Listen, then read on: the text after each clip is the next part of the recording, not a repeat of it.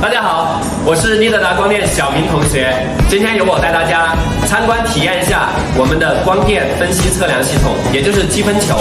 我们的积分球采用的是远方 ATA-500 LED 自动温控的光电分析测量系统，它可以测试到25度到105度。不同温度区间的一个光电参数，那这样的更好模拟我们成品灯具在不同温度的情况下参数的稳定性。接下来由我带大家体验一下。好，大家现在看到的是一个 CR-200的温控装置。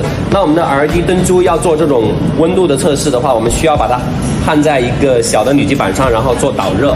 好，我现在给大家点亮看一下，我们这颗灯珠是一颗660纳米的红光，然后我们现在把它放到我们的积分球里面。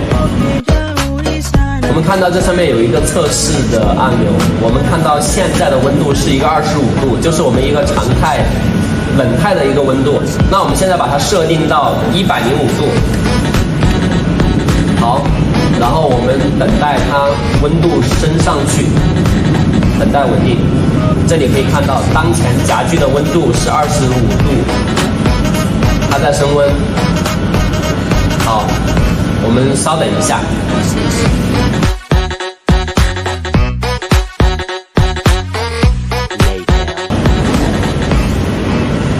好，马上到105度，我们现在看到现在106度。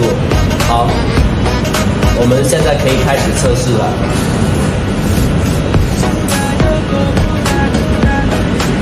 好，现在看到的这个测试参数，就是在我们夹具105度的情况下测试出的 LED 参数。这边大家看到的是一套成品的积分球，它是远方的 PMS-2000 的测试系统，它可以测试200到800纳米的波段，可以测试3000瓦以内的灯具，可以测试2米以内的尺寸的灯具，它可以测试到我们植物灯的 PPF 和 PPE， 也可以测试到我们摄影补光灯的 RA、TRCI 和 TM-30。现在带大家体验一下，刚好有灯条在做测试，是一个8爪鱼的灯条。